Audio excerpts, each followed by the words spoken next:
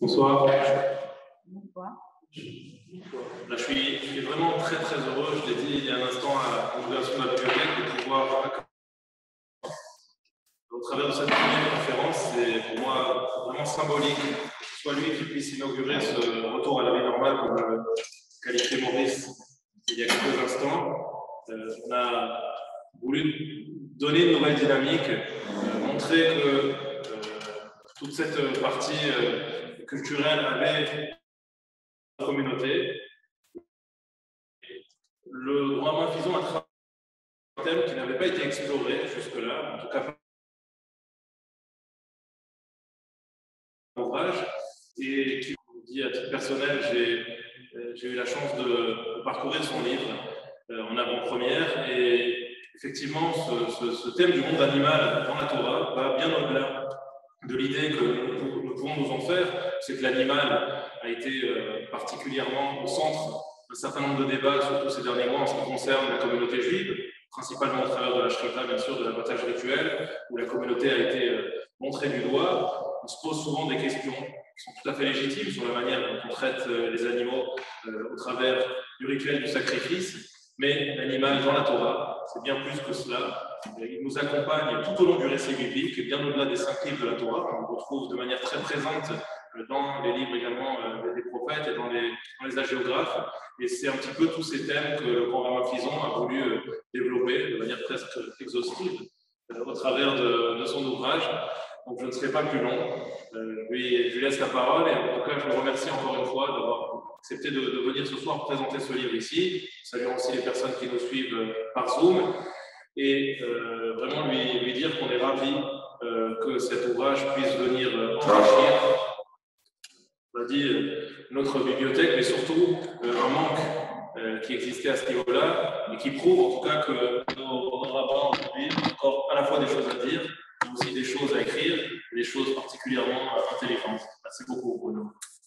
Voilà, merci beaucoup. Je voudrais te remercier, cher Harold, monsieur le rabbin, monsieur le président du consistoire, pour cette invitation qui est en fait, c'est la première, hein, c'est Strasbourg. Mais à la messe, on n'a pas encore ouvert, on va ouvrir, et j'aurai l'occasion de faire une conférence également à Metz et dans d'autres villes en France. D'autres villes m'ont invité, mais c'est vraiment Strasbourg qui. Oui, pardon. Ah, pas pour vous. D'accord, alors peut-être j'approche, voilà, ça va comme ça. Donc, je voudrais donc vous saluer, ceux qui sont venus en présentiel et tous les gens qui se sont associés à nous en Zoom. Alors, effectivement, c'est un thème et un sujet qui est important, et la Torah, le Talmud porte beaucoup ce thème des animaux, on le retrouve à de nombreuses reprises. Et effectivement, on est confronté avec cet abattage rituel. Vous savez que j'ai beaucoup travaillé dans ce domaine. On est confronté à un certain nombre de critiques par rapport au manque de compassion qu'on pourrait avoir, nous, les Juifs, nous, communauté juive, musulmans aussi, mais ça, c'est pas tellement notre problème, mais en tout cas, nous, communauté juive, vis-à-vis du monde animal. Et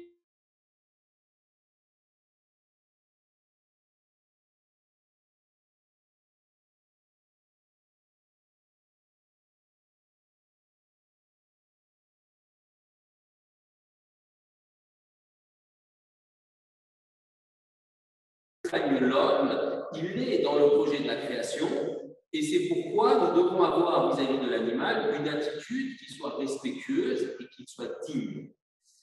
Alors, évidemment, tout commence par la création, et dans la création, on a un ordre de création. Cet ordre de création, il est intéressant parce qu'il place les animaux, bien sûr, avant la création de l'homme. Cet ordre de la création nous enseigne également quelle est la place des animaux et quelle est la place de l'homme. Il y a dans la Sidra de Tarasia une question qui est posée par Rachid. Juste avant, on a parlé dans la Sidra de Shemini, dans le Lévitique, donc la Sidra qui nous parle donc, des animaux cachés à tous ceux qui ne le sont pas, et dans la Sidra de Tazria, on nous parle des règles, des règles de pureté d'une femme qui a accouché d'un garçon, d'une fille, donc il y a son de règles de pureté.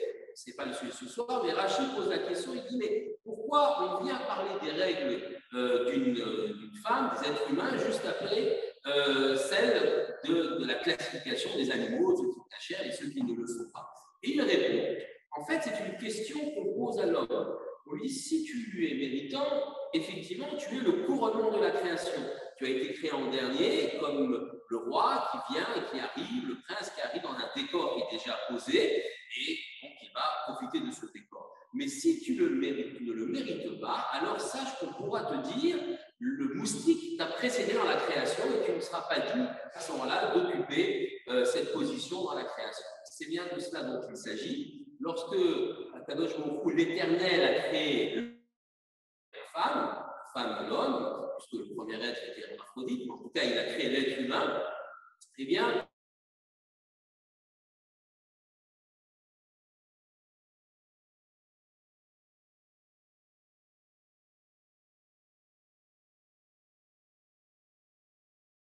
évidemment le monde qui nous entoure, le monde végétal, l'environnement, et bien évidemment les animaux. Donc cette responsabilité, elle est importante.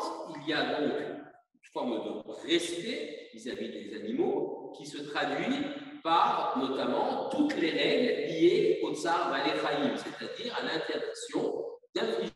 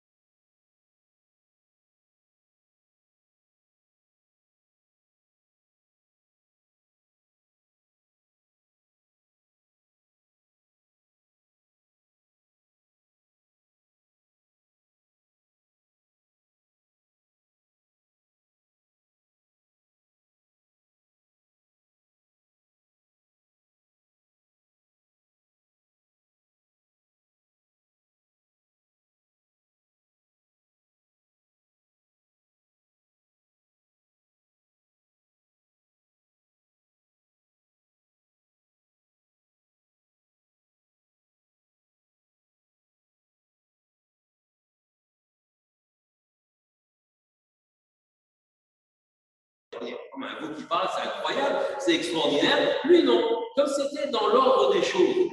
Je raconterai une petite anecdote après qui me revient à l'esprit. Mais, et il a, à cause de ce geste considéré comme cruel, de renvoyer le veau à l'abattoir, il a souffert pendant des années de maladie. Et ce n'est que beaucoup plus tard, alors que sa servante s'apprêtait à massacrer un nid de belettes, il y avait beaucoup de belettes à l'époque, et il l'arrête, non, c'est des créatures divines, ne leur fait rien, et dans le ciel, on décrète l'arrêt de ses souffrances. Donc il y a ici véritablement une pédagogie, certes le veau est fait pour ça, mais à partir du moment où ce veau s'est extrait de l'abattoir, il aurait dû faire montrer de la compassion. Alors, pourquoi je souriais tout à l'heure? Parce que je parlais d'un rabbi qui ne s'étonne pas du fait que le veau parle. Alors, je me rappelais une petite anecdote, vraiment, c'est en dehors du livre, c'est même pas dans le livre, c'est une petite histoire comme ça, qui montre la grandeur des Chachamim qui, lorsque un phénomène extraordinaire apparaît dans la nature, eh bien, sont plutôt préoccupés par la façon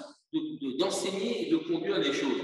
Alors, la petite anecdote, il y avait à Metz, il y a très longtemps, je me souviens, j'étais un petit garçon, un Rav, un Dayan qui s'appelle le Rav Eisenberg, qui a précédé le Rav Bamberger. C'était le Rav de la classe chelou de la synagogue polonaise, c'était le Dayan, un homme extrêmement érudit. Et un jour, ma grand-mère reçoit un coup de fil de sa sœur aînée, juive polonaise, parlait yiddish, etc. Et elle lui dit, écoute, demande au Rav, il y a un phénomène extraordinaire, la carte que j'avais préparée pour Shabbat, mais ça je ne me rappelle plus, elle a parlé. La carte, elle a parlé. Comment ça, la carte, elle a parlé? La carte, elle a parlé. Et demande au Rav, qu'est-ce que ça signifie? Il m'a demandé toi-même. Il dit non, mais toi, tu es plus religieuse, ma grand-mère qui est une pieuse femme, sa sœur aînée un peu moins. Non, moi, demande-lui. Ma grand-mère prend son téléphone, appelle le Rav, et en yiddish, je lui demande, Rav, ouf, il y a quelque chose d'extraordinaire qui est arrivé, la carte, elle a parlé. Et le Rav ne se démonte pas, il dit, ah, elle a parlé, et qu'est-ce qu'elle a dit? Alors elle répond, elle a dit, oh, parce qu'elle a certainement frappé sa tête de la carte, et oh. Alors le Rav réfléchit. Eh bien, si elle a dit oh, la carte est cachée, tu peux la manger. Donc c'était extraordinaire, il ne s'étonne pas de choses, et vraiment on a ici quelque chose d'intéressant. Alors, je reviens à notre sujet principal. Donc on a parlé de la compassion envers les animaux. Mais ce qui est intéressant aussi, c'est qu'on ne doit pas non plus, comment dirais-je, perdre le sens de la hiérarchie entre l'homme et l'animal. Vous savez qu'au moment de la création, le projet de la création était que les hommes soient végétariens. Adam et Chava ont été placés dans le Gan Eden, ils ne pouvaient manger que des végétaux. Et ce n'est qu'après le déluge, après le Maboul, que Noach va avoir l'autorisation de consommer dans la viande. Dans les psukim, dans les versets, c'est très clairement dit. Alors les femmes essaient de se poser la question, mais qu'est-ce qui s'est passé, les Mefarshim, pour qu'il y ait un basculement du régime végétarien à un régime omnivore, en tout cas où la viande est licite, on peut la consommer. Qu'est-ce qui s'est passé? Certains, Rambam, très pragmatique, répond, c'est très simple, les animaux ont dû leur salut à l'être humain, à Noach et à sa famille, c'est eux qui sont occupés d'eux avec beaucoup d'abnégation, donc c'est normal que maintenant, c'est juste des choses, l'homme domine les animaux et l'homme puisse les consommer. Un autre commentateur qui s'appelle Ibn Ezra a une théorie très intéressante. Il dit que l'autorisation de consommer de la viande a été faite justement parce que avant le déluge, il y avait une sorte de confusion des genres. L'homme ne pouvait pas manger les animaux, donc les animaux et l'homme étaient placés sur le même plan, ce qui a entraîné une sorte de perversion des mœurs et, conséquence, eh bien, le déluge. Donc on va rétablir la hiérarchie. C'est peut-être pas l'idéal, peut-être que l'idéal est le régime végétarien, mais comme il y a eu ce dérapage, si on peut dire, de la première partie de l'histoire de l'humanité, on va rétablir donc les choses et on va faire en sorte que, qu'il y ait une vraie hiérarchie entre l'homme et l'animal et que l'homme puisse donc consommer l'animal. C'est extrêmement fin, c'est extrêmement intéressant comme idée, comme théorie, et c'est pour ça qu'effectivement, il est aujourd'hui licite de manger de la viande. Alors, c'est intéressant parce que, il faut savoir qu'aujourd'hui, face au mouvement qui s'attaque à la Shrita, il y a différentes sortes de mouvements, mais il y a un mouvement qui est en train de monter, qui est encore extrêmement minoritaire dans notre pays, fort heureusement, mais qui s'appelle le mouvement des antispécistes. C'est un mouvement extrêmement... Moi, je le considère extrêmement dangereux. Alors, je vais expliquer ce que c'est l'antispécisme. Alors, c'est un individu qui est peut-être juif, d'ailleurs, qui s'appelle Peter Singer, il a un nom juif. Je n'ai pas réussi à savoir s'il est vraiment juif ou d'origine juive. C'est un Australien qui va apporter cette théorie qui va fleurir aux États-Unis, en Australie, beaucoup dans les pays anglo-saxons. Et cette théorie, elle consiste à dire qu'il n'y a pas de hiérarchie entre l'homme et l'animal. C'est la même chose. On doit respecter l'homme, ok, parfait. On doit respecter l'animal au même niveau. Donc, toute exploitation, non seulement bien sûr on ne peut pas consommer de la viande, quelque animal que ce soit, mais en plus toute exploitation de l'animal, pour le lait, pour la laine, quoi que ce soit, est strictement interdite. Et ils ont bâti le mot antispéciste, c'est-à-dire nous sommes tous des spécistes, sur le moule du mot antiraciste. C'est-à-dire qu'il y a des racistes, et donc on est antiraciste, légitime, tout le monde est antiraciste, on peut être antiraciste. Alors, il y a des spécistes, nous on est tous des spécistes, et eux, ce sont des antispécistes. Donc, mettant la lutte pour la défense de l'animal au même niveau que la lutte pour la défense de l'être humain. C'est extrêmement grave. Et ils utilisent dans leur argumentaire deux épisodes douloureux de l'histoire de l'humanité, et ils n'hésitent pas à le faire dans leur propagande. C'est bien sûr l'esclavage des populations africaines, donc l'exploitation des populations africaines, et la Shoah. Et la Shoah, c'est terrible, il y a des textes dans lesquels ils comparent les abattoirs à Auschwitz, tout simplement. Donc, les transports de poulets au train, enfin, c'est extrêmement vrai. Et nous, bien sûr, juifs, on est particulièrement choqués par cela. Alors, heureusement, beaucoup de non-juifs réagissent à cela, mais ça fait son chemin dans l'esprit de certains. C'est évidemment une désacralisation de la Shoah, une banalisation de la Shoah, et on y est très sensible, mais ce mouvement existe, et c'est par rapport à cela qu'il faut bien, comment dirais-je, cadrer les choses et montrer que si l'animal est respectable et si effectivement il y a des règles qui sont des règles fortes dans le judaïsme, il n'en demeure pas moins que l'homme est le couronnement de la création et que par conséquent, il doit agir en tant que couronne de la création, c'est-à-dire d'une part exercer son pouvoir sur le monde inférieur, le monde animal, tout en le préservant et en le respectant. Alors, en le préservant et en le respectant, il y a deux axes, si vous voulez. Le premier, c'est le respect de l'animal en tant qu'animal, en tant qu'être sensible. Il y a une sensibilité chez l'animal, qui en aucun cas est à comparer avec la sensibilité humaine. Il y a une âme animale, et vous allez le voir par certaines mitzvot, certains commandements, cette âme animale, donc, elle s'illustre. Donc, une âme animale qui est le nefesh, qui est l'âme de vie, pardon. Et chez l'homme, bien sûr, il y a le neshama, qui est une âme bien supérieure. Le neshama vient de neshima, c'est-à-dire c'est le souffle divin. C'est intéressant parce que chez l'homme, il y a cet élément de divin qui est en lui, mais qui n'est pas vraiment du divin. Extrêmement attention, quand on parle de divin en l'homme, évidemment, on peut arriver à un certain nombre de confusions. Donc, l'image que donne le Nefesh HaChaim, justement, l'Ichaim de Vologine, sur la façon dont Dieu a insufflé l'âme dans le corps de l'homme, il compare l'éternel, si on peut dire, Yachol, si on peut dire ainsi, à un souffleur de verre. Donc, le souffleur de verre, le souffleur de cristal, donc a une pipe, et puis il envoie son souffle, et c'est le souffle qui va façonner finalement l'objet. Ensuite, l'objet, il est séparé du tube, et puis il a son autonomie. Eh bien, c'est un peu de la même façon que l'Éternel a insufflé notre neshama. Neshima, c'est le souffle de Dieu. Donc, il insuffle un souffle. Alors, un souffle, ça vient de Dieu, ça vient de l'Éternel, ça vient de la Kadosh Baruch Hu, mais ce n'est pas une partie de la Kadosh Baruch Hu. C'est un souffle. C'est très, très important. Hein, parce que là, on est dans le monde chrétien, et le Fils de Dieu, etc. Donc, je ne vais pas rentrer là-dedans, mais donc, il y a cette idée-là. Et donc, il y a une étincelle divine, il y a un souffle divin en chacun d'entre nous, c'est notre neshama. Chez l'animal, il n'y a pas une telle chose. Il y a un souffle de vie, l'Éternel a insufflé donc la vie chez l'animal, mais on n'est pas du tout au même niveau. Mais il n'en demeure pas moins que l'âme de l'animal est respectable.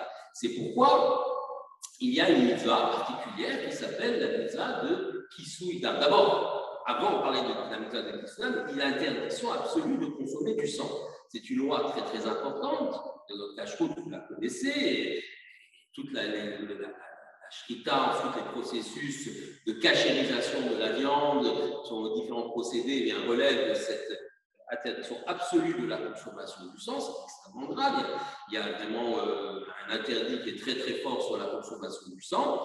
Et la raison, à un moment donné, c'est que dans le sang réside l'âme de l'animal, et cette âme de l'animal, dans son sang, eh bien, on ne veut absolument pas qu'il y ait une confusion avec l'âme humaine, que ce qui est âme animale soit ingurgité par l'homme et se mélange quelque part à l'âme humaine.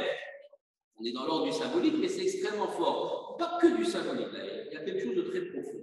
Il y a un deuxième élément aussi dans ce sang qui est interdit, c'est aussi une question de respect. Voilà, on a dû mettre à mort un animal pour le consommer, eh bien on le respecte. Et ce respect, il va pour les oiseaux et les animaux sauvages cachers, cerfs, on ne mange pas tous les jours, mais on pourrait en manger, eh bien il va jusqu'à la mitzvah de Kisuïdam. C'est une mitzvah et qui nous oblige à couvrir le sang avec du sable de la terre, quelque part en signe de respect. Donc, il y a donc effectivement cette approche d'un respect important qui est dû à l'animal. Je parlais de sensibilité de l'animal. Le Rambam, encore lui, dans la loi qui interdit de faire la shrita à un veau et à sa mère le même jour, et il parle, lui, vraiment de sentiments maternels, d'espèce de sens maternel chez les animaux. Et c'est vrai que lorsqu'on observe les animaux, il y a des comportements, des attitudes qui sont parfois extrêmement touchantes.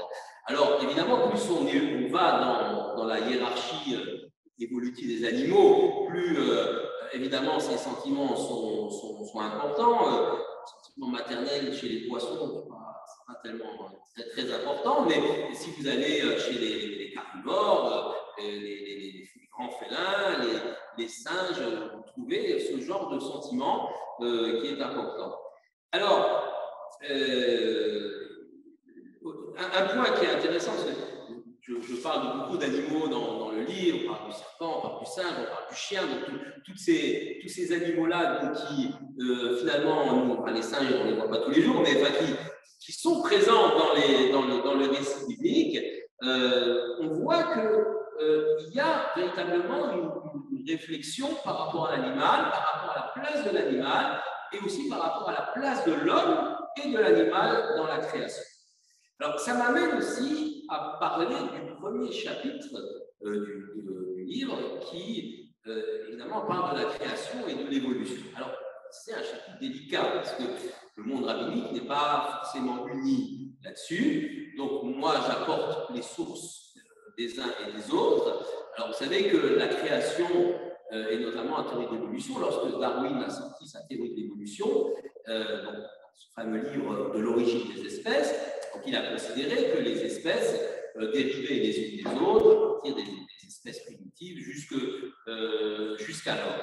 Et il n'avait pas les données génétiques que nous avons actuellement, mais il semblerait que les données génétiques, alors, confirment partiellement les théories de Darwin. Ce qu'on sait aujourd'hui, c'est que l'homme ne descend pas du singe, certainement pas, il y a peut-être une parenté génétique. Je parle pour l'instant génétique et scientifique, je ne parle pas au niveau de la vision juive des choses, mais donc, il y aurait une parenté. Et donc, cette théorie de l'évolution, évidemment, lorsqu'elle est sortie, elle s'est heurtée à l'opposition des religions, donc notamment des églises, vent debout contre cette théorie. Et aussi, aujourd'hui, on voit qu'aux États-Unis, les mouvements évangélistes prônent le créationnisme plutôt que l'évolutionnisme, en considérant qu'il fallait lire la Torah, la Bible, au sens littéral. Alors, chez nous aussi, ce débat existe. Je sais que dans les Chabad, ils sont très créationnistes, ils n'acceptent pas le fait qu'on puisse dire que les jours sont des périodes, qu'il y a une évolution, mais on trouve également des rabbinim qui, déjà au XIXe siècle, je pense au Malbim, je pense au Tiferet d'Israël, qui sont des grosses pointures, hein, ce pas des libéraux, hein, ce pas des réformés, ce sont des grosses pointures du rabbinat du XIXe siècle qui, eux, n'ont pas vu, franchement, dans la théorie de l'évolution de l'époque, matière à danger vis-à-vis de notre vision des choses. Je le rappelle, qui est une vision dans laquelle le monde, les animaux, l'environnement est respectable, c'est une création divine, mais l'homme reste le couronnement de la création. Évidemment, si on dit que l'homme descend du singe, on a un problème. Pour eux, c'est absolument pas dérangeant d'avoir une évolution des espèces les unes venant des autres, si on dit que cette évolution, elle est dirigée par la main d'Akadosh Baruch Hu, si cette création, elle est évolutive. En excluant, et c'est très important, l'homme, bien sûr, en excluant l'homme qui, lui, est une création ex nihilo, comme on dit, parce que si on laisse l'homme au niveau des animaux, on arrive effectivement à un genre de théorie un peu difficile. Alors, le judaïsme a raison de se méfier, de ne pas rejeter, mais de se méfier, parce que le darwinisme, Darwin n'est pas antisémite, pas du tout, mais il y a eu des théories qu'on a appelées les théories du néo-darwinisme, et puis d'autres théories de scientifiques britanniques et puis allemands qui ont fait le lit des théories nationales socialistes, notamment dans la vision d'un être humain semblable à un animal, et donc également dans cette vision du struggle for life, c'est-à-dire de la lutte pour la vie, les plus forts détruisent les plus faibles, et c'est comme ça que doit être l'ordre du monde et l'ordre de la nature. Et évidemment, les plus faibles, c'est nous, les juifs, les parasites, entre guillemets, dans la théorie national-socialiste. Mais c'est très intéressant. Il y a eu, il n'y a pas longtemps, un reportage sur l'approche nazie du monde animal. Et pour les nazis, le monde animal, il est éminemment respectable. Et ils ont cherché, de façon un peu folle, parce que évidemment, par des croisements, il n'y avait pas la génétique à l'époque, ils ont cherché à retrouver les races pures de bovins disparus, les races pures de chiens disparus, etc., dans leur mythologie folle. Et toute leur vision des choses est une déviance, si on peut dire, de la théorie de l'évolution et donc de la place des animaux, de l'homme qui ne serait finalement qu'un maillon plus tardif de l'évolution des animaux, les uns venant issus des autres. Donc, il y a une méfiance, vous voyez, donc il y a une acceptation, enfin, il y a une réflexion par rapport à la science. D'ailleurs, ça pose la question, dans le deuxième livre que je fais, de la confrontation entre la Torah et la science. C'est passionnant, mais il y a donc une méfiance vis-à-vis de ces théories de l'évolution qui, utilisées, appliquées à l'être humain, c'est intéressant parce que Darwin lui-même a écrit qu'on ne devait pas appliquer aux sociétés humaines sa vision des sociétés animales. Parce que si on applique aux sociétés humaines la vision des sociétés animales, eh bien, on tombe dans ces théories qui ont fait le lit du national-socialisme, c'est-à-dire que la sélection, les plus forts écrasent les plus faibles, et c'est normal que le lion mange la gazelle. Le arien, il mange le juif, et puis c'est tout, et puis il n'y a pas à pleurer là-dessus, il n'y a pas de morale là-dedans. Donc, effectivement, là, ici, on a une opposition extrêmement claire entre une vision, et attention, donc, je ne veux pas mettre les antispécistes dans le même sac, mais attention à cette vision dans laquelle on voudrait revenir à un état de nature, à une sorte de paganisme, dans lequel l'homme n'est qu'un des animaux peut-être plus intelligents, plus évolués de la jungle, et il y a des hommes et des sous-hommes, alors que notre vision des choses, qui est une vision bien sûr juive, mais qui est une vision aussi qui a une portée universelle, les autres religions se sont emparées, pourquoi pas, de cela dans un certain domaine, c'est une vision dans laquelle l'homme est le partenaire privilégié du Créateur. Cela crée des droits, une supériorité vis-à-vis des animaux, mais cela crée aussi, bien sûr, des devoirs.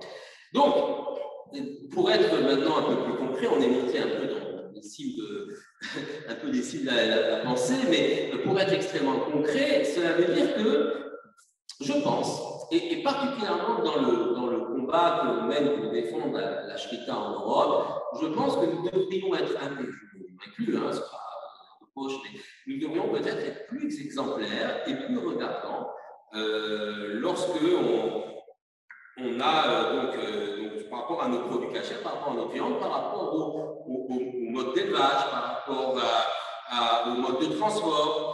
À nous peut-être, et c'est ce que j'essaye de faire dans un comité qui s'appelle le Comité national d'éthique des abattoirs, dans lequel on est très attaqué sur la shrita, vous le concevez, mais dans lequel, bien sûr, je défends la shrita avec des arguments scientifiques, mais il y a aussi la volonté de dire, mais ok, la shrita, c'est, vous dites que ça fait souffrir, on dit que ça ne fait pas souffrir, mais c'est quelques secondes de la fin de vie de l'animal et tout le reste de la vie de l'animal. À nous d'être exemplaires. On n'est pas assez, à nous, juifs, de porter ce message, de dire non, on voudrait aussi un élevage qui soit plus respectueux des animaux, un transport qui soit plus respectueux des animaux. Donc ça, c'est quelque chose qui nous rendra plus crédibles dans le combat qu'on mène contre ceux qui veulent nous interdire la shrita. Alors bon, je ne vais pas parler trop de shrita ce soir, parce que il y a un seul chapitre dans le livre sur la shrita, mais quand même, on va quand même dire un petit mot, parce que c'est quand même ce qui nous pose problème aujourd'hui. Ça pose problème en Europe à deux points de vue. Le premier point de vue, c'est d'un point de vue pratique, c'est-à-dire que si tous les pays européens se mettent à interdire la shrita, on n'aura plus de viande cachère, ça va être problématique. Les Belges ont vu l'interdiction de la shrita sur leur territoire, c'est plus utile que ça, c'est le Parlement wallon et le Parlement flamand, ce n'est pas le Parlement fédéral, mais enfin, où il reste Bruxelles capitale. Et donc, ils importent leur viande, de France principalement, donc ils importent leur viande. Ok, il y a encore une source de cachère. Mais imaginons que tous les pays européens, comme des dominos, tombent les uns après les autres, on va être extrêmement gênés. Pays européens, aux États-Unis, ça commence aussi, même chers amis en Israël, je ne vais pas faire de politique, si le nouveau gouvernement il est bien ou pas bien, ce n'est pas le sujet, mais sachez que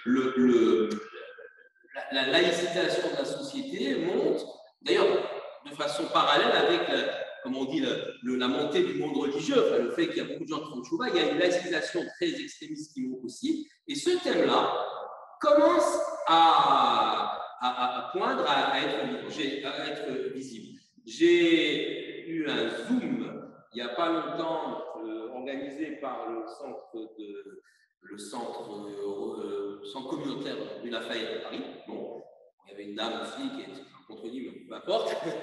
Mais il y avait un monsieur très intéressant, très policier, un avocat israélien, un juif israélien, pas du tout religieux, qui défend donc le droit des animaux.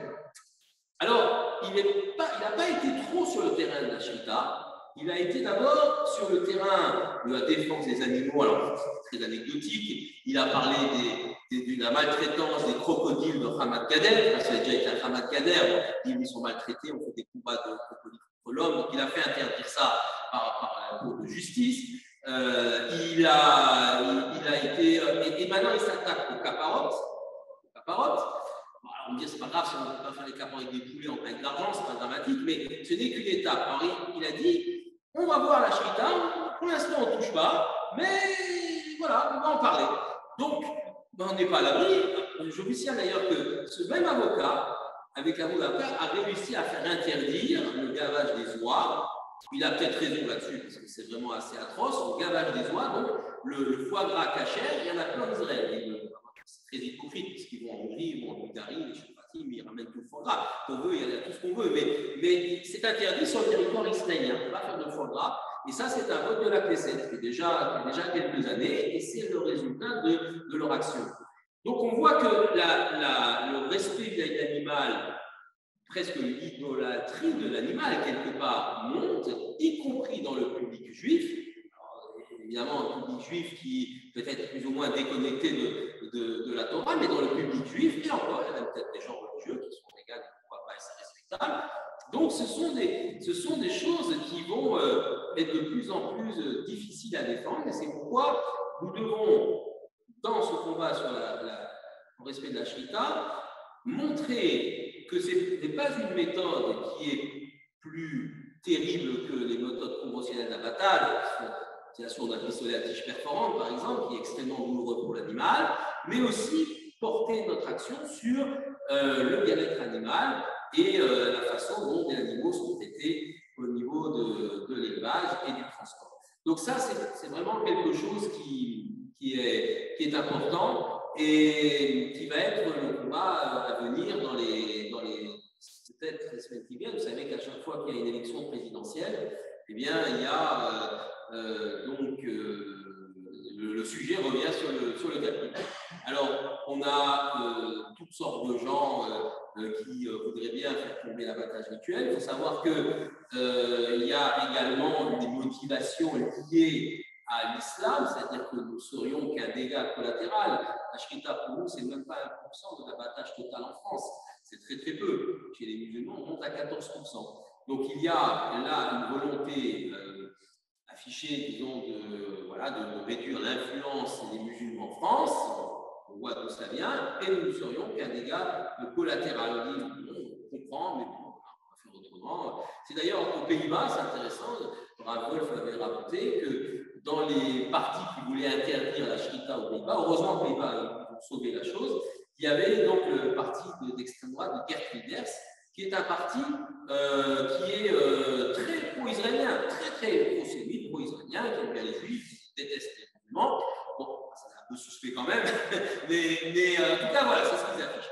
Et quand les gens de la politique ont été devant, on dit, mais attendez, vous voulez interdire la Shrita, mais nous touchez nous, dites nos amis. Ah oui, mais là, on ne peut pas faire autrement, il faut faire ce sacrifice pour pouvoir donc combattre votre ennemi principal, l'islamisme, etc. Donc, c'est extrêmement délicat. Une question politique, est-ce qu'il faut avec les musulmans ensemble? On a choisi oui ici en France. Comment défendre la chose? Donc, c'est un sujet qui va revenir de façon permanente. Mais vous l'avez compris, et je ne vais pas être long parce qu'on va peut-être laisser la place aux questions, mais vous l'avez compris, je pense qu'il y a nécessité vraiment à replacer l'animal au centre du débat. D'ailleurs, c'est une vision juive, la vision qui consiste à voir l'animal une créature d'Akadosh Baruch Hu. J'ajouterai, alors, un point que je n'ai pas développé ce soir, c'est le fait non seulement que l'animal, c'est une créature de Dieu, donc on doit avoir un respect parce qu'elle fait partie de la création, mais aussi le fait que l'animal fait partie du projet divin. Et que quelque part, comme dans l'Arche de Noé, nous sommes dans le même bateau. Quand on dit dans Tzidkatra, Shabbat après-midi, Adam ou même Atoshi Hachem, l'homme et l'animal, Hachem sauve. L'animal, Hachem sauve. Ça veut dire l'homme et l'animal, Hachem sauve. Oui, parce que si l'animal disparaît, quelque part, il y a un danger pour l'homme. On voit ça également dans l'histoire de Yona, où Akadosh Baruch Hu se soucie de sauver les habitants de Ninive, mais aussi le bétail de Ninive. Le bétail de Ninive, c'est pas grave, c'est les habitants de Ninive qui comptent, c'est eux qui doivent être sauvés. Non, le bétail aussi, comme s'il y avait quelque part une communauté de destin entre l'homme et l'animal. Encore une fois, avec une hiérarchie, mais une communauté de destin. Ce qui me fait dire quelque part que le respect de la biodiversité, et se battre pour que les espèces animales ne disparaissent pas, eh bien, fait partie aussi, quelque part, d'une vision juive des choses. Alors voilà un petit peu toutes ces considérations qui m'ont donc amené à écrire cet ouvrage. Il y a aussi le Covid qui m'a laissé un peu de temps, parce qu'on avait fait une synagogue, c'était plus compliqué. On est un peu des cours par Zoom, mais bon, voilà. Et donc voilà, cet ouvrage, je voulais vous le présenter. Et j'espère que vous le lirez avec beaucoup de plaisir. En tout cas, voilà, il est à votre disposition. Et maintenant, s'il y a quelques questions à poser sur différents sujets, je serai heureux d'y répondre.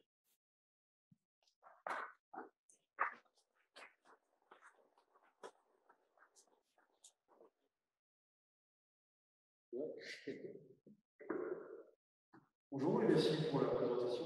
J'avais vu un débat sur YouTube, je crois, entre vous et le rabbin Krichier, qui était très très intéressant, je trouvais assez passionnant, parce qu'il évoquait je crois que c'était l'Autriche qui avait déjà adopté je crois que c'est l'Autriche, de procéder à l'étourdissement post. Les Pays-Bas aussi d'ailleurs. Et ça ne posait pas de problème. Alors, oui, j'ai expliqué ça, donc je vais expliquer ça.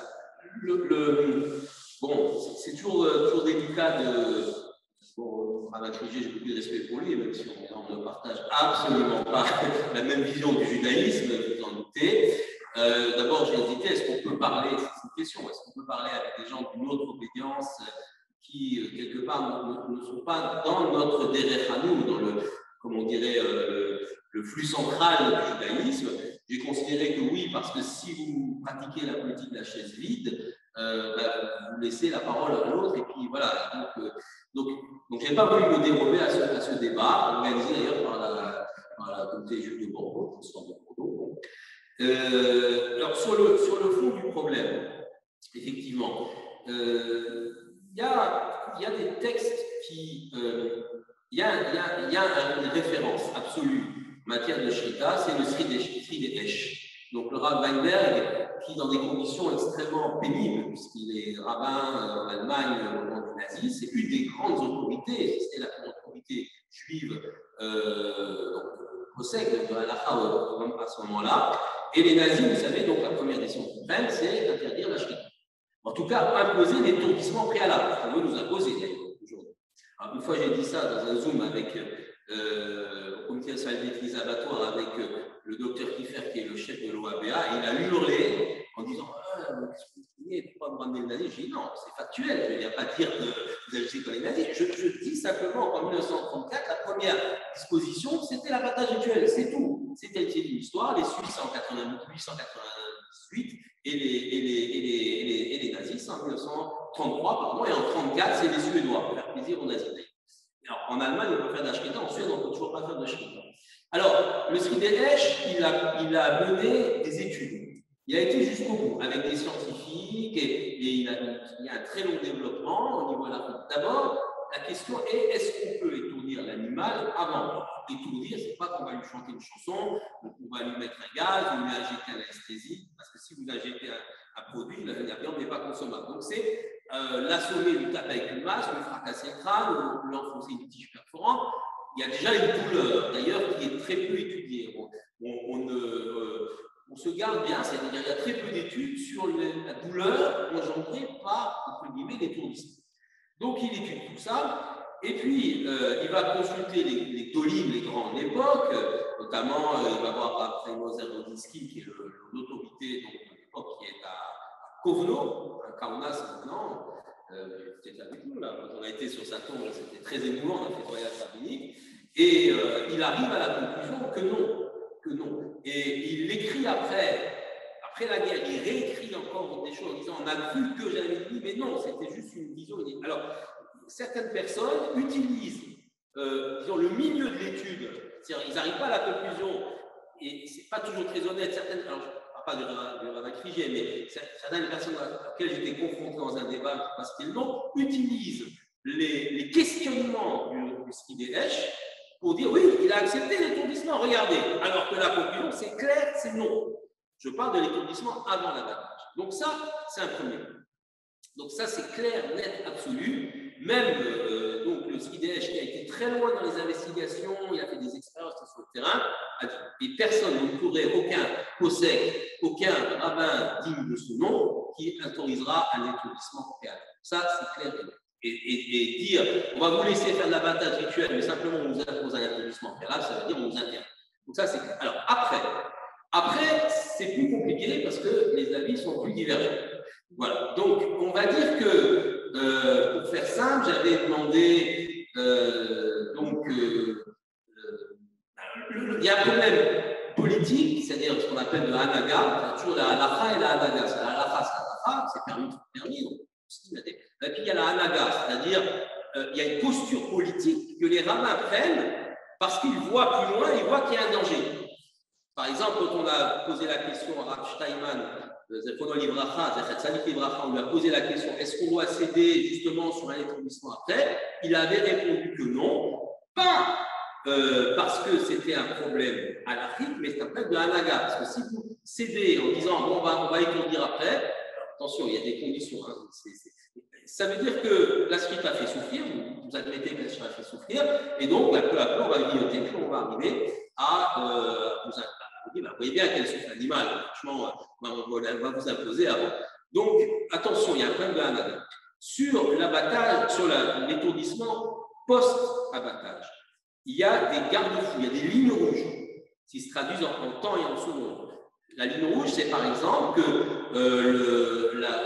l'étourdissement n'influe en rien sur la saignée et la mort de l'animal. C'est-à-dire que la mort de l'animal soit créée, soit la conséquence de la shrita uniquement, et que la saignée ne soit en rien gênée par ce geste que l'on fera après. Ce qui veut dire que, d'un point de vue halachique, certaines rabbanoutes, notamment, alors sous la pression, bien sûr, ils n'ont pas fait de gaieté de cœur, ont accepté, c'est le cas aux Pays-Bas, c'est le cas en Autriche, un étourdissement post-shrita, après un temps qui peut aller de 30 à 40, 45 secondes, ça dépend des animaux, à condition que la saignée soit terminée. Mais c'est un recul, certes, puisque au niveau de la halaga, au niveau de la posture politique, mais halachiquement, la viande est cachère. Voilà. Après, il y a des gens qui vont dire non, c'est bien, ça je le comprends. Ça a été pratiqué également en Grande-Bretagne, à Manchester, par Zephon Libracha à Westheim, en Tanit Chacham, qui l'avait accepté à Manchester aussi au bout de 40 secondes, quelque chose comme ça. Donc, aujourd'hui, en France, ce n'est pas le cas. On ne nous oblige pas à faire cet étourdissement après Shrita. Donc, voilà, il n'y a pas de souci particulier, parce que la situation politique en France fait que nous sommes plutôt en bonne posture. Pour deux raisons. D'abord, le pouvoir politique, ça ne les intéresse absolument pas la problématique animale. On a eu peur un peu avec Sarkozy, pour la vérité, parce qu'il a fait des assises de l'animal, etc. Puis après, il a compris, donc ça s'est rétabli. Mais donc, on n'est pas du tout, c'est pas du tout la vision du monde politique, la majorité du monde politique aujourd'hui. Il y a eu le Covid aussi, pour les gens, en bien-être animal, c'est passé au second plan, ça revient aujourd'hui. Quand même, ça commence à monter, ça revient. Et donc, il faut être vigilant. Donc aujourd'hui, on n'a pas du tout cette pression en France. En Belgique, malheureusement, il n'y a même pas eu de négociation. C'est-à-dire, on ne leur a pas dit faites ça et puis on vous laissera. On a interdit, tout simplement. Donc, il n'y a pas eu de discussion du tout.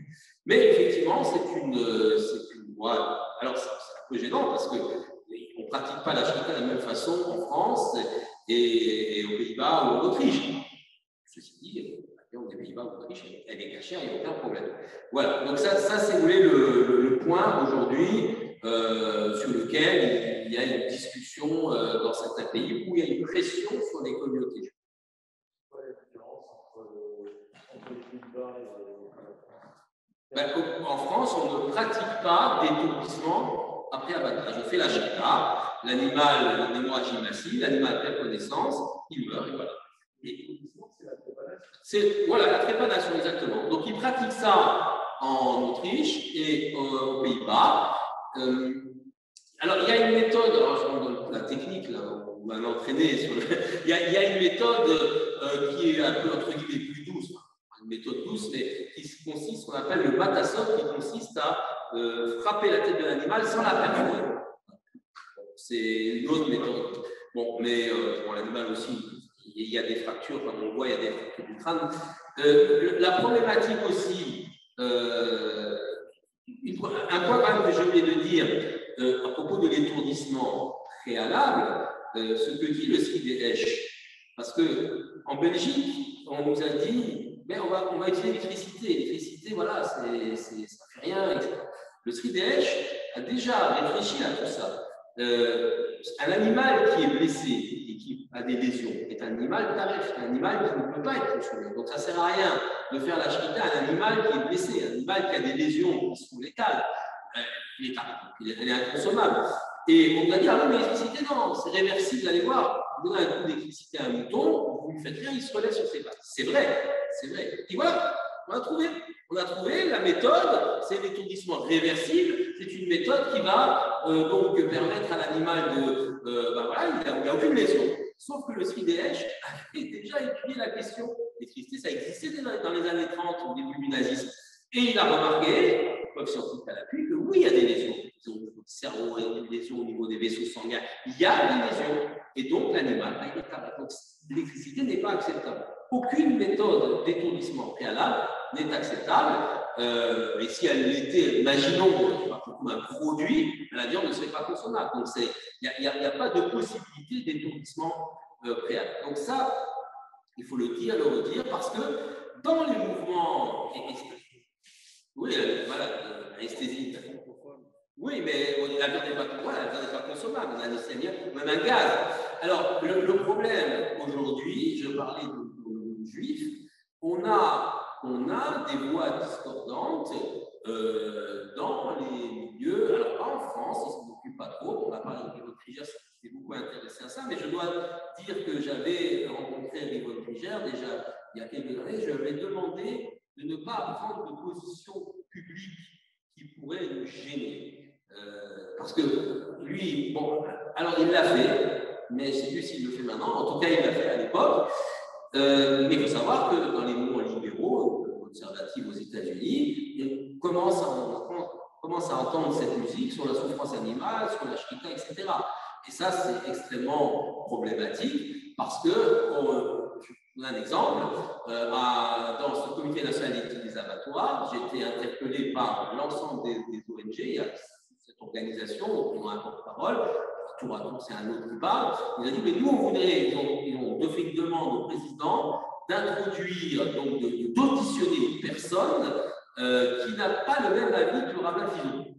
Une personne experte dans le Talmud, qui n'a pas, donc voilà, qui elle, serait d'accord de faire un établissement préalable et est-ce qu'on peut l'auditionner? Alors, quand c'est arrivé, et surpris, j'ai pris la parole, j'ai dit écoutez, c'est très simple. Voilà, vous avez ici une auguste assemblée, vous avez donc des représentants de l'État, vous avez des représentants des professions de la viande, des ONG de défense des animaux, des scientifiques, c'est ça, c'est un forum, un représentant des musulmans à côté de moi, et puis moi-même qui représente le consistoire, l'ensemble des. C'est très simple. Ici, ce n'est pas un lieu de débat théologique. Voilà. On peut ne pas être d'accord avec mon opinion. Moi, je représente l'opinion des Juifs de France, de la communauté juive de France, du rabbinat, l'opinion officielle. Si vous voulez faire un débat théologique, il n'y a pas de problème, moi je m'en vais. Prenez un autre. On dit non, ce n'est pas débat sur la je dis non, ce n'est pas le but d'un débat théologique. C'est notre vision des choses. Vous l'acceptez, après vous la combattez ou pas, mais vous ne pouvez pas amener quelqu'un d'autre en disant. Voilà, qui aurait une autre vision du judaïsme. Et c'est ce qu'essayent de faire les organisations de défense des animaux, notamment aux États-Unis, en utilisant des gens qui auraient des positions différentes des positions à l'Afrique. De façon caricaturale, je me rappelle, il y a quelques années, il y a eu au Conseil d'Europe un débat sur la Brit Mila, et on nous a amené, entre guillemets, un rabbin libéral, c'était vraiment une caricature, qui nous a expliqué qu'il ne fallait plus faire la Brit Mila, mais une cérémonie de, je sais pas, Brit Shalom, je ne sais pas comment il l'appelait, comme ça, vous n'avez plus à circoncire aux enfants parce que ça fait souffrir l'enfant, etc. Donc, on a ce genre de phénomène qui peut arriver. Donc, attention, vigilance. À partir de quel moment vous considérez que l'animal est mort? Ah, ça, c'est intéressant comme question. Alors, pour nous, à partir du moment où la shrita est faite, il faut. La shrita est faite, pour nous, il est mort. Sauf qu'il y a, au niveau scientifique, la nécessité de la saignée. Et la saignée, c'est ce qui entraîne la perte de conscience. Alors, ça, c'est intéressant parce que on nous dit toujours l'animal perd conscience tardivement. Des minutes d'agonie, et ça ne va pas, c'est pas possible, donc il faut abréger les souffrances de l'animal. C'est l'argument qui est tenu. Alors, il faut savoir que donc l'oxygène est apporté par le sang, le cerveau, que le fait de sectionner les carotides prive donc le cerveau de son approvisionnement en oxygène, et donc l'animal perd conscience. L'animal perd conscience extrêmement rapidement. Alors, de couche comme ça, qui descend, il perd conscience extrêmement rapidement. On a fait des expériences avec des encéphalogrammes, etc. Il peut y avoir des cas où l'animal ne perd pas conscience rapidement. Quand je parle de perte de conscience, pas de souffrance, parce que la souffrance est difficile à évaluer. La perte de conscience, c'est ça qu'on peut évaluer. Mais donc, on considère que quand la perte de conscience elle est importante, eh bien l'animal ne souffre plus. J'ajouterais aussi que la disparition de la douleur et de la souffrance, elle n'est pas au bout de la courbe de la chute de la perte de conscience, mais quelque part au milieu, un peu avant. Donc on gagne encore sur 2 secondes. Les temps qui ont été calculés de perte de conscience, pour une volaille, 3 secondes. 2-3 secondes, c'est extrêmement rapide. J'étais à Sirène, si on a regardé, c'est extrêmement rapide. Il y a un réflexe qui s'appelle le réflexe cornéen, qui est tout à fait probant. La perte de conscience chez un mouton, c'est dizaines de secondes maximum. Je parle de perte de conscience totale. Donc, la sensation de douleur, elle s'estompe avant. Chez un bovin, ça peut être 14, 15, 16, 20 secondes, encore une fois, perte de conscience totale.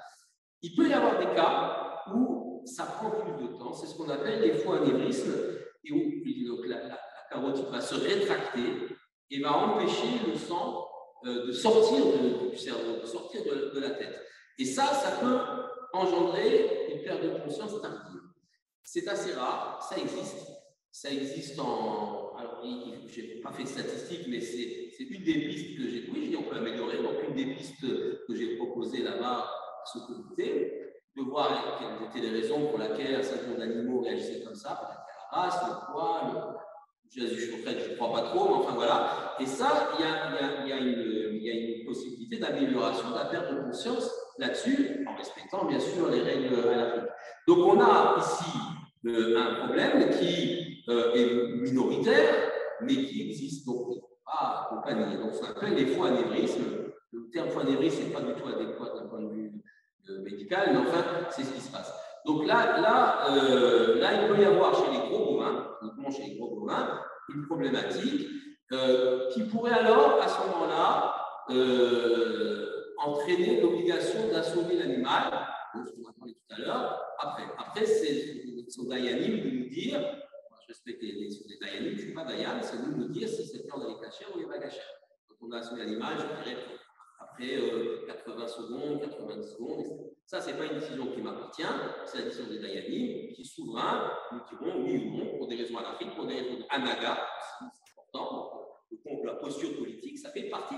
Mais il faut bien comprendre, il y a la femme avec la posture politique. Quand un dayan ou un gadolador, un grand de la génération, regarde les choses, regarde une problématique, il regarde finalement les règles halachiques sans stricto, mais il a une vision qui va peut-être plus loin, c'est pour ça que c'est un gadol, que la nôtre. Et donc, on est tenu de respecter ça si on pose la question. On ne pose pas la question, on fait ce qu'on veut, mais en général, on pose la question. Donc ça c'est extrêmement important. Et ce problème-là existe.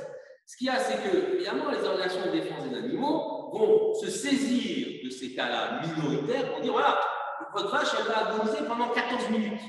Alors, l'histoire des 14 minutes, parce que 10 minutes, 14 minutes, on nous le sert partout dans tous les panneaux d'affichage. Il y a une campagne à Paris, elle n'est pas vue dans l'Est, on a peur de Strasbourg de Metz, ils n'ont pas mis de panneau à Strasbourg. Il y en avait à Paris, il y en avait dans le sud-ouest. C'est l'organisation, l'œuvre de défense des bêtes d'abattoir associée aux anti-corridas, ces associations comme ça qui ont fait une campagne et donc il y avait ce chiffre de 14 minutes d'agonie. Alors il y a un rapport de l'INRA en 2009 qui explique qui fait en passe en revue toutes les données scientifiques et ce rapport cite un seul cas dans la littérature où on a vu une vache agoniser pendant 14 minutes. Un cas sur des millions de cas. Et on dit, voilà, elle agonise 14 minutes. Alors, ce n'est pas un mensonge, mais une sorte de mensonge, oui, c'est une manipulation des chiffres. Voilà. Oui. Merci pour votre présentation intéressante. On vous entend par rapport à des personnes libérales qui viennent toujours présenter en opposition par rapport aux théories classiques. Je pensais que pour la définition antisémitisme, c'est pareil. On nous oppose quelques représentants d'Israël qui viennent dire non, la définition d'Iran n'est pas la bonne. Et c'est un mécanisme politique qui est souvent utilisé par les gens qui ne veulent pas forcément du bien. Je voudrais venir sur la discussion plus sociologique sur le lien entre l'animal et l'homme, l'homme et l'animal. Une des premières mesures prises par les nazis, a été d'interdire aux Juifs de posséder un animal. Oui, c'est vrai. C'est-à-dire, une des premières mesures a été d'interdire aux Juifs d'accéder à ce que les nazis jugeaient comme une évolution supérieure de l'homme occidental. Et j'en viens à ma question, cher Bruno, c'est qu'est-ce que l'on dit au fil des écrits, des archives, sur le fait d'avoir un animal domestique, le fait qu'est-ce qu'on en pense, quelle est la place en livre, qu'est-ce qu'on en pense? Alors, à la fois, j'ai un chapitre sur le chien, un chapitre sur le chat. Voilà, c'est une très très bonne question. Il y a une halakha qui interdit d'élever un kelev ra, un chien méchant chez soi qui soit agressif. Donc ça c'est clair. Après, un certain nombre de poskim nous disent bon, avoir un chien de compagnie, est-ce vraiment une priorité? Est-ce vraiment une priorité pour nous ou pas? Mais on peut imaginer que donc c'est pour ça que les Juifs finalement, dans toute la galoute, dans toute l'exil, on n'a pas été tellement friands d'animaux de compagnie. Donc, moi, je suis vétérinaire, je n'ai pas de chien. Je n'ai pas de chien chez moi non plus. Et parce que finalement, la priorité pour nous a toujours été d'élever nos enfants dans notre humour, enfin dans l'éducation juive, et pas de s'encombrer d'animaux domestiques. C'est une vision juive des choses. Non pas que ce soit interdit, puisque c'est vraiment le kélébra qui est interdit, le chien méchant qui est interdit, mais une sorte de luxe un peu inutile par rapport aux priorités du monde. Ce n'est pas interdit, mais c'est quoi nos priorités dans la vie? Est-ce que c'est élever des enfants ou élever un chien? Donc il y a bien une sorte de priorité comme ça.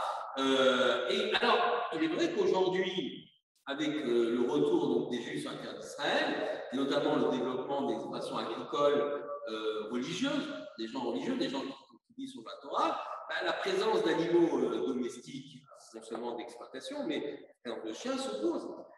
Et quelque part, le chien de berger, etc., le chien utile cette fois-ci, mais ça n'empêche pas, pas parce que le chien est utile, qu'il n'y a pas se nouer une relation d'affection entre guillemets, tout en gardant la hiérarchie entre l'homme et l'animal.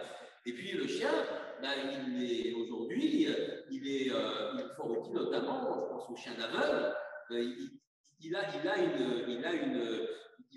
sa place. Et d'ailleurs, on nous dit que les chiens n'ont pas aboyé au moment de la sortie d'Égypte, et c'est pourquoi ils ont ce privilège, la kelef tashkitoto, d'avoir les névélotes, toutes les viandes qui ne sont pas qui ne sont pas considérées comme cachères, on les donne aux chiens. Ils ont ce privilège, il y a un verset donc, qui leur est consacré.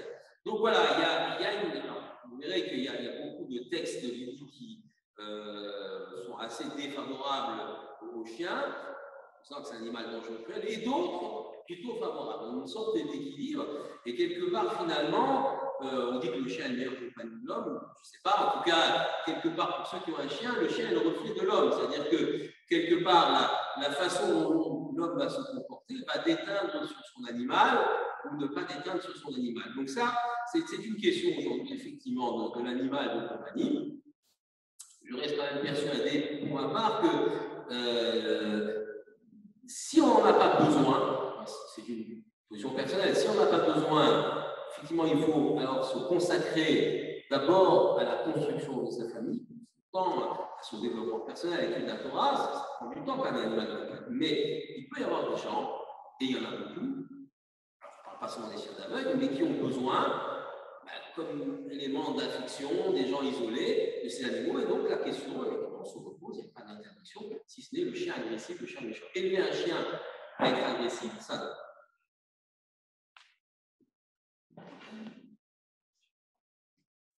Voilà, s'il y a d'autres questions. Il y avait une question sur le Zoom qui disait que votre optimisme paraît un peu exagéré sur l'avenir de l'abattage rituel en France, alors que de nombreux abattoirs français refusent de pratiquer l'abattage rituel. Alors, je vais répondre à cette question. Je parlais au niveau politique. Au niveau politique, il n'y a pas aujourd'hui en France de menace sur l'interdiction de l'abattage rituel au niveau politique. Mais il y a une menace qui est réelle, sur laquelle on essaie de travailler, et personne qui pose la question a tout à fait raison. Il y a une menace réelle qui est d'ordre économique. Je m'explique. Il y a dans les animaux que nous abattons, d'abord les parties arrière que nous ne consommons pas, et puis tous les tréfotes, c'est-à-dire tous les animaux considérés comme non cachers, après la médica, après le contrôle des viscères, de la carcasse, il y a des lésions qui rendent cet animal non caché. Ces animaux-là, abattus rituellement, repartent dans le circuit général. Et c'est là où nous pouvons avoir des difficultés. Parce que, sous la pression, effectivement, des campagnes de ces associations de défense des animaux, certains grands groupes, je crois Carrefour, me semble-t-il, Leclerc, je ne sais plus, refusent donc de prendre ces viandes-là. Et donc, certains abattoirs qui, évidemment, ne veulent pas avoir ça sur le dos, sur le bras, si on peut dire, eh bien, vont refuser donc de pratiquer l'abattage rituel. Il y en a encore beaucoup qui l'acceptent parce que c'est quand même une niche économique extrêmement importante pour eux. Donc, tant que ça sera une niche économique extrêmement importante pour eux et que le monde de la viande, la viande, nous soutiendra, ce qui est le cas aujourd'hui, alors on peut, optimiste peut-être effectivement, là j'étais un peu trop, je ne sais pas, en tout cas confiant dans les années qui viennent, les quelques années qui viennent. Je ne sais pas ce qu'il y aura après les élections présidentielles, c'est vrai. Il y a un autre phénomène intéressant, c'est la venue des chopratim israéliens. Ça, c'est alors, c'est bien et c'est pas bien. Alors, c'est très bien parce que les chopratim israéliens qui abattent en France le font avec une autorisation du consistoire central et une carte du grand rabbin de France, puisqu'on ne peut pas abattre en France sans une carte du grand rabbin de France. Donc, il y a l'accord. L'accord, c'est que la viande qui est donc les animaux qui sont abattus et la viande qui en est issue ne doit pas être commercialisée en France. Tout part en Israël. Ça arrange tout le monde pour pas faire concurrence à nos pachouillottes ici en France, à nos réseaux de cachots. Donc, ça se comprend. Parce que les Israéliens, ils ont besoin de toute la viande pour qu'ils en vendent. Ok, en plus, ça a une deuxième vertu, cette histoire-là, c'est que le tonnage est très important presque aussi important que le tonnage abattu pour la consommation de la chair en France. Donc les professionnels de la viande sont très intéressés et ils poussent à ce que les Israéliens viennent en France. Ils étaient tous en Pologne, mais la Pologne a des problèmes, la viande n'est pas toujours de bonne qualité, ils ont voulu interdire, finalement ils n'ont pas interdit. Donc ils viennent en France chercher de la viande de qualité. Le revers de la médaille, c'est très curieux, c'est l'histoire des très fortes. Et ça, je ne sais pas comment résoudre ce truc-là, c'est un truc que vous allez comprendre. Les taux de rejet, c'est-à-dire lorsque nos shochatim font la médicale, le contrôle sous l'autorité de nos dayamim, ils trouvent, mais partout, c'est-à-dire que sur Paris, Strasbourg, Marseille, c'est pas, ou aux Pays-Bas ou dans toute l'Europe, en Angleterre, on trouve 30 à 40% de cachère. C'est-à-dire que les 40%, c'est très haut, c'est une fourchette courte. Et donc le reste n'est pas caché. Donc ça fait beaucoup de rejets qui doivent aller dans le circuit général et c'est problématique. Les Israéliens, ils inversent les choses. Dans les mêmes abattoirs, soit les mêmes troupeaux, les mêmes animaux, etc. Eux, ils trouvent 70% de cachère. Donc les directeurs abattoirs nous disent, mais il y a un problème, moi je ne veux pas travailler avec vous, Shochatim du Beddin de Strasbourg, du Beddin de Paris, du Beddin de Marseille, ça ne m'intéresse pas, moi je veux travailler avec les Israéliens. Il ne laisse rien, il ne laisse que 30% ou 20%. Donc là, on a un problème technique important. D'un côté, on est très intéressé à ce qu'ils viennent pour que finalement on soit économiquement plus puissant. De l'autre côté, on a cette problématique. Bon. Voilà. Et ça explique aussi que certains abattoirs ont mis à la porte des shochatim de nos beddines. Donc, problème. Il y a une autre question qui disait quelle est la vision sur la relation affective entre un homme et son chien? Est-ce qu'il considère l'animal comme étant capable d'avoir une affection réelle envers son maître, ou bien si c'est uniquement un mécanisme pavlovien, notamment le nom du chien en hébreu Kelev. Bon, je me suis perdu là. Kelev.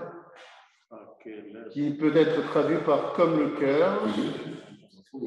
Est-ce qu'il interprète en pensant le chien est hypocrite ou bien sincère?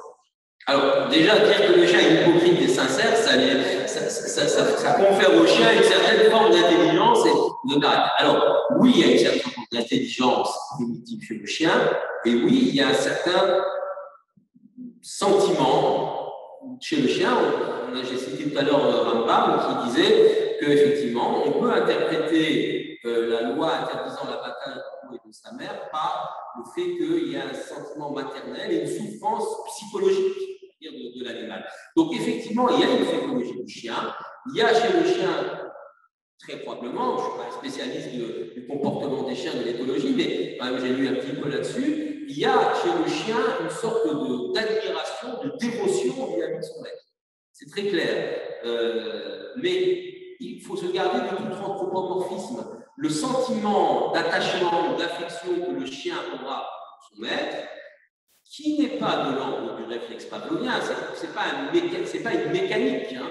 C'est pas une mécanique. Alors, c'est bien que Descartes disait que même la pensée, les animaux sont des mécaniques, ce sont des machines qui fonctionnent très bien, mais on sait très bien aujourd'hui qu'il y a une psychologie du chien, il y a une psychologie des animaux. Alors, plus on est en haut dans l'évolution, plus cette psychologie est poussée. Mais attention, ne jamais se projeter, c'est-à-dire l'esprit humain n'est pas l'esprit du chien ou du chat, etc. Donc, il y a une forme d'intelligence, il y a une forme d'affection, elle est respectable, et c'est pour ça qu'on doit la respecter, mais ne jamais considérer qu'il y a chez le chien, je dirais, une psychologie qui soit comparable à celle de l'homme. Et d'ailleurs, souvent, les problèmes des maîtres et des chiens qui sont fous, c'est parce qu'on a une sorte de relation qui est malsaine entre le maître et le chien, où le maître considère le chien comme son enfant, voilà, c'est ça, et la relation, alors quand c'est une vieille dame et qu'elle n'a pas d'autre chose, c'est pas très grave, c'est bien si ça lui fait plaisir et ça lui permet de passer les dernières années de sa vie avec un peu plus de joie, tant mieux. Mais quand c'est un type qui va amener son chien pour l'élever, le rendre agressif, on peut arriver à des choses extrêmement dangereuses. Voilà, s'il y a d'autres questions.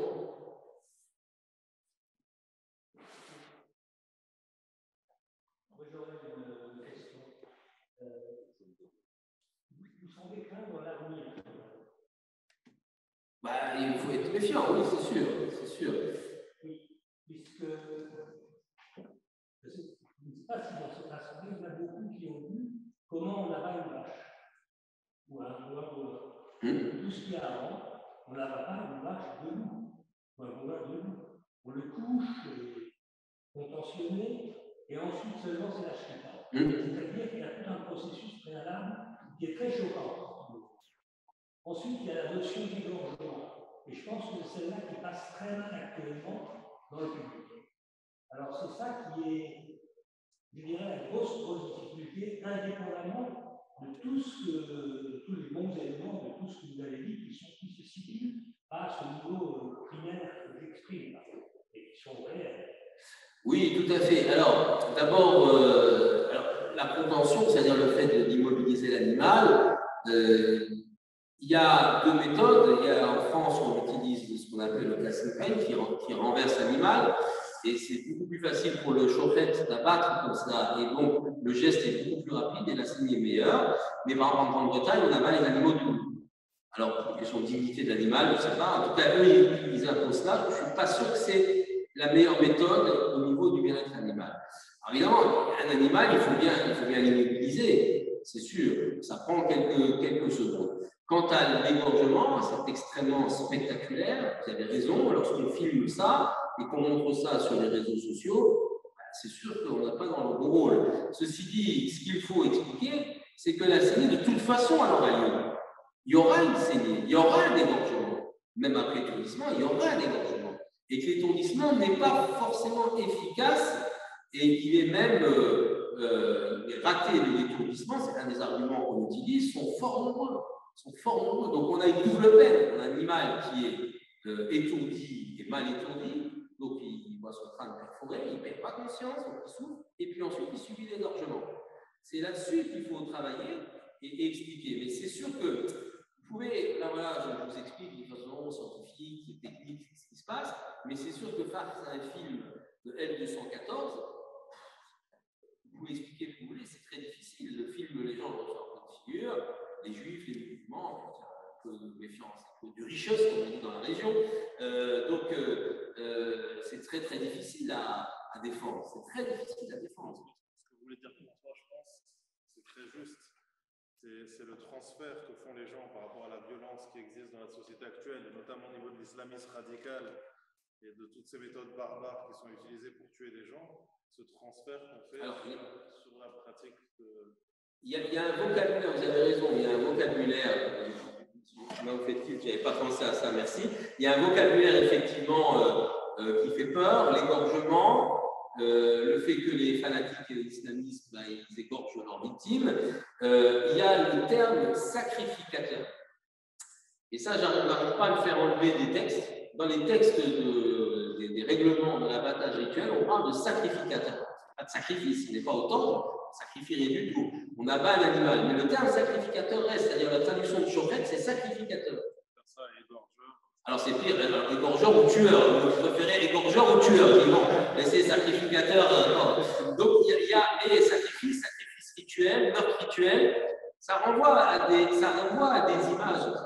Holocauste, voilà, ça renvoie à des images quand même assez terribles. Le meurtre rituel, bon, c'est quand même 2 siècles. Sinon, pas 2 siècles. Il y en a eu un au début du XXe siècle à Kiev, encore à accuser un juif, qui s'en est bien sorti, lui, mais de meurtre rituel. Donc, voilà, ça renvoie à des images quand même assez terribles. Et les juifs sont barbares, les juifs innocents. On a, et les musulmans d'ailleurs aussi. En fait, politiquement, il y a une attaque sur les musulmans, c'est clair. Et puis, on est des victimes collatérales, si on peut dire, des dégâts collatéraux. Mais je pense aussi que ce n'est pas toujours voilà, c'est pas toujours dénué d'arrière-pensée. Mais c'est vrai que c'est une problématique difficile. Je pense que le public ne sait pas que la viande cachée est égorgée également. Bien sûr. Mais pourquoi on ne communique pas? Pourquoi on ne fait pas... Alors, oui. Le grand rabbin me fait remarquer qu'à L214, il s'attaque à tout le monde. Il s'attaque à tout le monde. L214, sur les films, on les voit aussi, les autres. On les voit. Mais c'est vrai que c'est terrible parce qu'à chaque fois qu'il y a une campagne contre l'abattage, en général, des films, etc., Alors, oui, on va améliorer, etc. Mais à chaque fois, ça revient sur nous. Oui, mais voilà, vous, c'est pire que les autres. Les autres, c'est terrible, mais vous, c'est pire que les autres. Donc voilà ce qu'on s'entend dire par certains députés. Et donc, c'est assez pénible. Alors qu'on a expliqué que non, c'est pas pire que les autres, que pour la Shrita, c'est extrêmement minoritaire.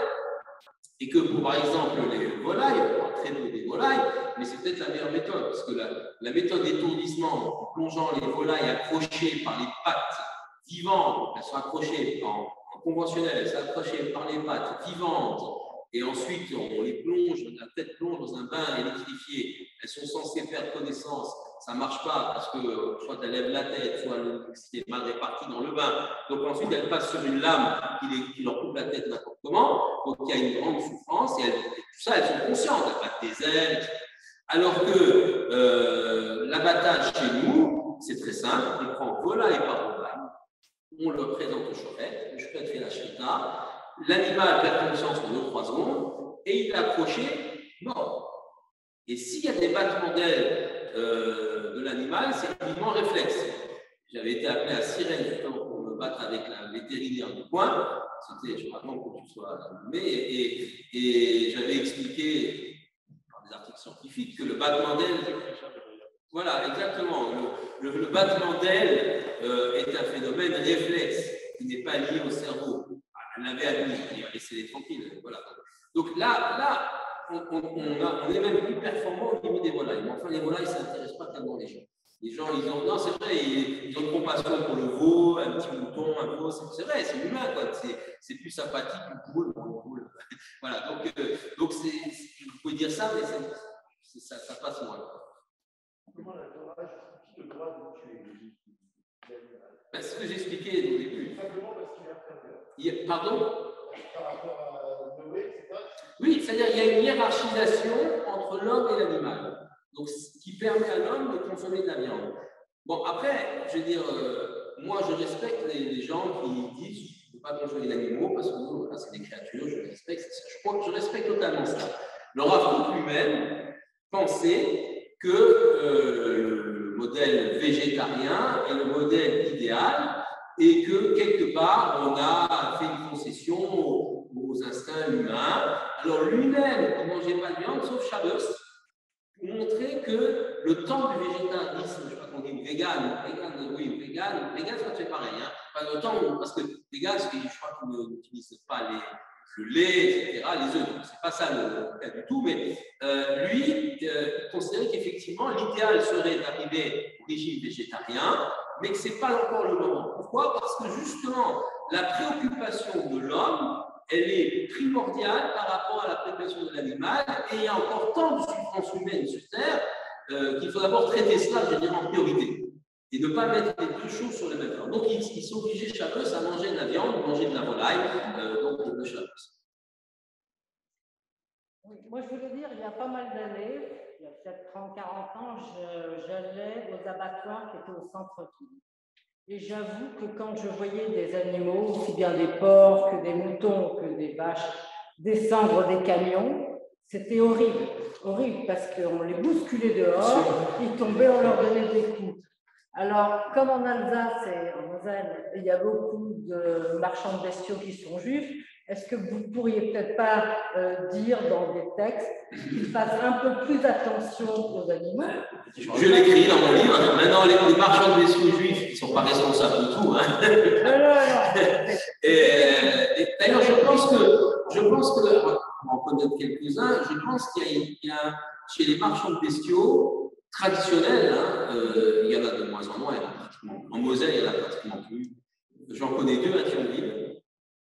Un à Metz, et puis c'est tout. Hein. Je crois que c'est une poisson qui se perd. En tout cas, en parlant avec eux, il y a chez eux, chez les anciens surtout, une sorte de respect quand même de l'animal dans le monde des marchands de bestiaux. Alors, je ne sais pas si c'est vrai ou pas. En tout cas, ceux que je connais, ils avaient comme ça une sorte de respect de l'animal. Ceci dit, les choses se perdent. Effectivement, il y a, à mon avis, un effort à faire sur la maltraitance des animaux. Et nous, juifs, nous devons porter ça. Nous devons essayer de porter. C'est pas c'est pas un sujet primordial pour la communauté. J'entends bien avec tous les problèmes qu'on a. Voilà, c'est pas pour nous. Mais dans les forums, en tout cas, où on nous pose la question, quand on nous interpelle là-dessus, il faut mettre en avant nos textes et montrer qu'effectivement, il y a un respect d'animal dans nos textes. Maintenant, à la télé, la semaine dernière, c'est le nom de l'émission, on parlait justement de la souffrance animale. Et il y a une femme qui a pris la défense des animaux en montrant des photos, mais c'était horrible. Cette femme était complètement, je ne peux pas dire, une hystérique. Et je pense que ceux qui ont regardé ça, c'est la défense des animaux, ben on est mal barré parce qu'elle était, et c'est vrai, j'avais envie d'éteindre, je dis mais c'est pas possible. Elle empêchait tout le monde de parler avec une gestuelle terrible. Je dis bon, ben, les pro-viande ont marqué des points. Et le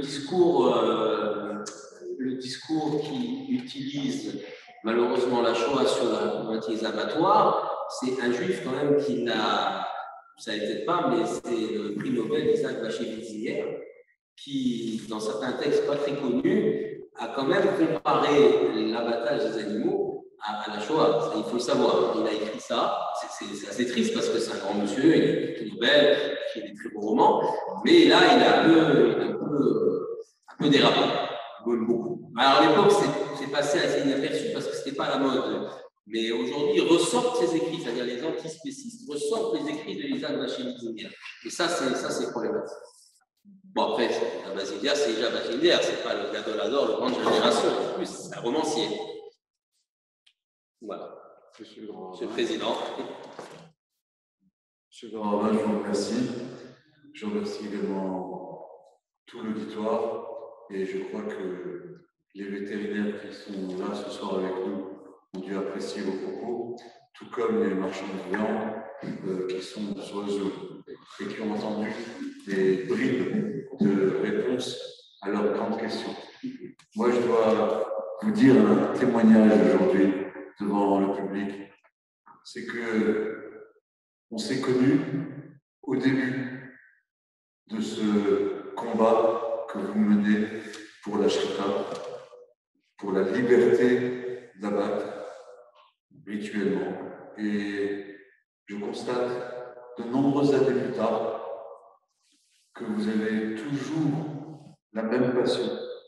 Vous, littéralement, je dirais que vous défoncez. Et vous le faites parce que vous tenez à ce que tous les Juifs de France puissent continuer d'avoir de la viande cachère dans leurs assiettes et qu'ils puissent continuer de manger de la viande quand ils le désirent. Eh bien, je crois que vous avez une mission qui est très forte, une mission que vous a confiée le Consistoire central, mais surtout les deux derniers grands rabbins successifs.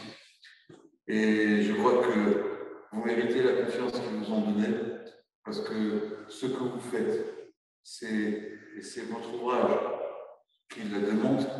Vous avez fait une recherche approfondie de la relation homme-animal, mais vous avez également montré dans cet ouvrage que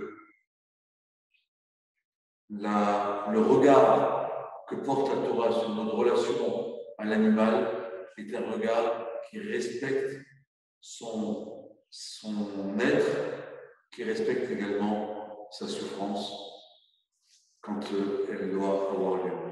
Je ne voudrais pas retarder cette soirée plus longtemps parce que je vais vous permettre d'arriver chez vous à la maison avant l'heure du couvre-feu. Ça serait un peu difficile, mais ce n'est pas grave. Il y a une autorisation du président du consistoire, mademoiselle, pour circuler. Dans les 3 départements, au long de la tête. Merci beaucoup et à très bientôt. Merci beaucoup.